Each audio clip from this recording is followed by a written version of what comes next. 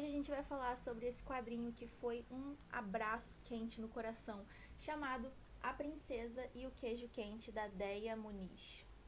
Eu achei esse livro aqui numa aventura pela livraria, tava lá de bobeira e fui na sessão de quadrinho. Eu nunca li quadrinho na minha vida desse jeito. Sempre lia tipo gibi, mas assim nunca.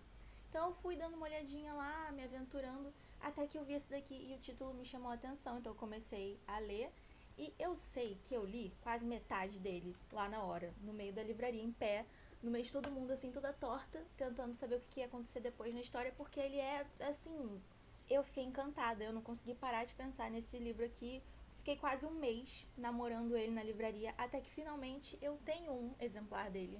Já sei que foi, com certeza, uma das melhores leituras desse ano pra mim. Eu dei 4 estrelas e meia. Então, nesse quadrinho a gente vai ver um pouco da história, a princípio, da Lady Camembert. Eu sei que é um queijo, mas eu não sei pronunciar esse nome. O pai dela é um conde e ele tá prestes a morrer. Ela precisa tomar uma decisão, porque ela é uma mulher solteira. Se ele morrer, ela não fica com a herança dele. Então, ela deixa bem claro pro pai que ela não quer se casar, porque ela se recusa a se casar com um homem, ela não gosta de homens. Então, ele propõe que, já que ela não quer se casar com um homem, que ela vire um homem, que ela finja ser o filho dele. E ela topa.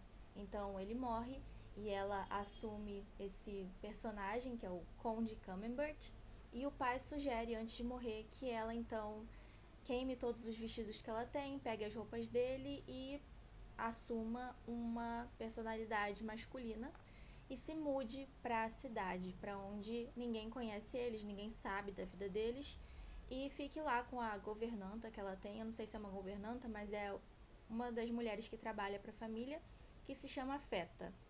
Sim, os personagens aqui têm nome de queijo. E é isso que ela faz. Quando o pai morre, então ela se muda para a cidade grande, ela fica morando num sobradinho com a Feta e fingindo ser um homem. Até que ela sabe que a princesa Bri, vai dar um baile sem peles. A condessa lá, ela fica encantada pela imagem da princesa e ela decide ir no baile.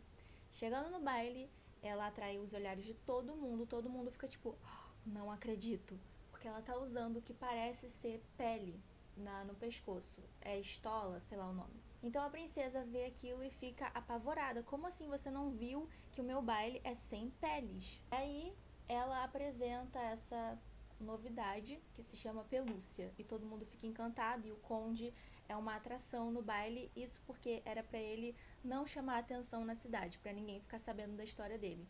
E ele justamente sai na capa do jornal, na capa não, na primeira página do jornal. Obviamente a princesa fica encantada com esse material novo, que parece pele de animal, mas não é, chamado pelúcia, e vai surgindo uma amizade daqui.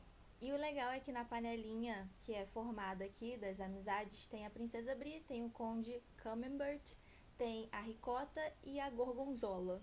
E o nome do cachorrinho da princesa chama Golda. Inclusive esse cachorrinho, eu só reparei depois de um tempo que eu tava lendo, que as falas dele tem uma traduçãozinha embaixo. E o cachorrinho é assim... A história você já deve imaginar, né? Os dois começam uma amizade e ela vai se intensificando e começam a surgir sentimentos.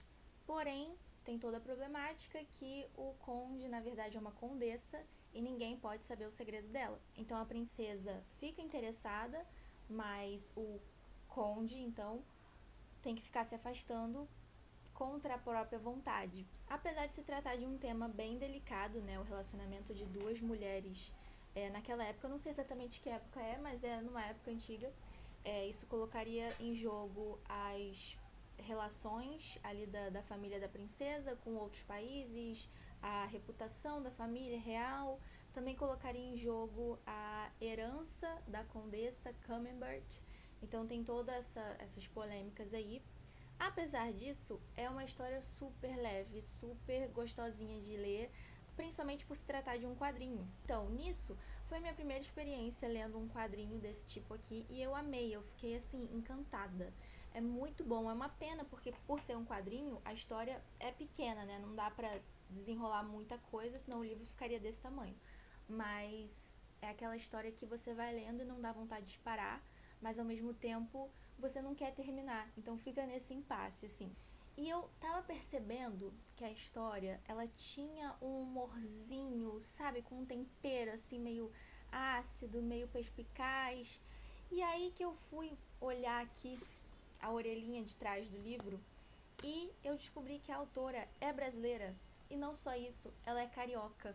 Aí eu matei a charada, realmente, tem um humor bem carioquês aqui. É um livro engraçado, mas não é aquele engraçado, é um engraçado tipo, Bom, sobre o que eu achei, eu amei esse livro, já na livraria lá, só dando uma olhadinha, eu já fiquei viciada nele, não consegui tirar da cabeça até eu ter em mãos e terminar de ler tudo. Eu amei porque apesar de ser numa época mais antiga, ele não se preocupa nem um pouco em respeitar isso. Então tem gíria, tem coisas da atualidade, o que torna a história muito mais engraçada, porque você tá lendo e elas estão vestindo aqueles vestidos, né, fofões, assim, tal, fazendo bailes, e aí do nada vem uma expressão super atual e dá um...